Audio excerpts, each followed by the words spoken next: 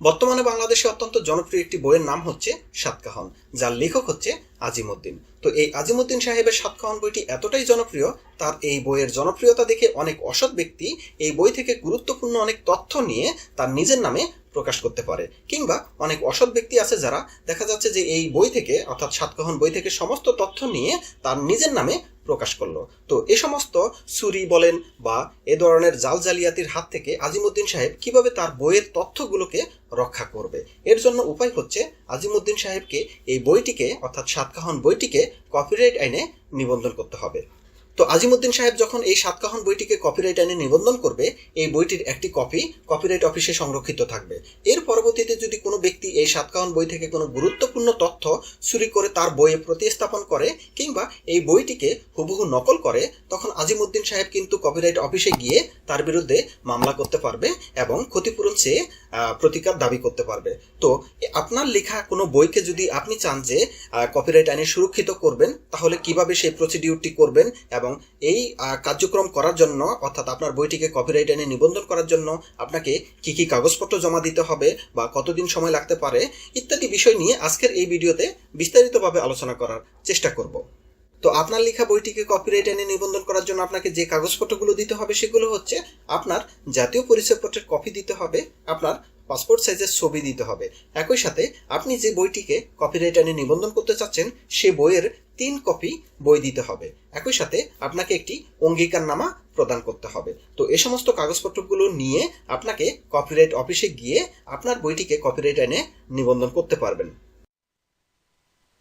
তো এখানে আপনারা সাতকাহন বইটির কপিরাইট সার্টিফিকেটের কপি দেখতে পাচ্ছেন।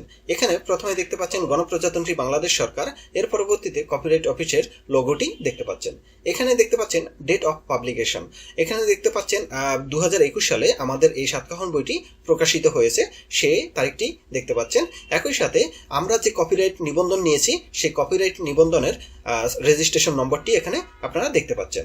এখানে দেখতে পাচ্ছেন ডেট অফ রেজিস্ট্রেশন অর্থাৎ কত তারিখে আমাদের এই বইটি রেজিস্ট্রেশন হয়েছে সেই ডেটটি দেখতে পাচ্ছেন। এবং এখানে দেখতে পাচ্ছেন যে ভ্যালিডিটি অফ রেজিস্ট্রেশন অর্থাৎ এই বইটির মেয়াদ, রেজিস্ট্রেশনের মেয়াদ কত বছর পর্যন্ত থাকবে। এখানে দেখতে পাচ্ছেন যে লাইফ টাইম প্লাস 60 বছর, অর্থাৎ এই আজিমউদ্দিন সাহেব যত বছর বেঁচে থাকবে তত বছর, তার পরবর্তীতে আরও 60 বছর এই কপিরাইটটির মেয়াদ থাকবে।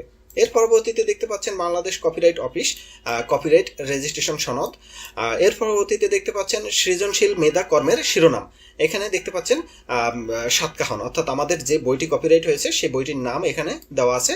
এর পরবর্তীতে অর্থাৎ সৃজনশীল কর্মের প্রণেতা অর্থাৎ লেখকের নাম এখানে দেখতে পাচ্ছেন মোহাম্মদ আজিমউদ্দিন, প্রণেতা হিসাবে তিনি এই বইটি কপিরাইট নিবন্ধন নিয়েছে। এর পরবর্তীতে সৃজনশীল কর্মের স্বত্বাধিকারী অর্থাৎ কে এই বইয়ের বর্তমান মালিক, অর্থাৎ একজন হচ্ছে লেখক কিন্তু যে কেউ হতে পারে, কিন্তু মালিক আবার অন্য কোনো ব্যক্তিও হতে পারে। তো এখানে আমাদের এই বইটির লেখকও আজিমউদ্দিন এবং মালিকও আজিমউদ্দিন। এখানে দেখতে পাচ্ছেন সত্যপ্রাপ্তির মাধ্যম অর্থাৎ উনি এই যে আজিমউদ্দিন সাহেব কোন মাধ্যমে এই বইটির মালিক হয়েছে, উনি নিজে প্রণয়ন করেছে, সে কারণে এখানে প্রণেতা। কেউ যদি বইটি ক্রয়ের মাধ্যমে মালিক হতো বা অন্য কোনো ওয়েতে মালিক হতো সেটি এখানে লেখা থাকতো। এর পরবর্তীতে সৃজনশীল কর্মের ক্ষেত্র অর্থাৎ এই যে কর্মটি অর্থাৎ আজিমউদ্দিনের সাতকাহন বইটি সেটি কোন ক্লাসে নিবন্ধন হয়েছে সেটি এখানে দেওয়া আছে।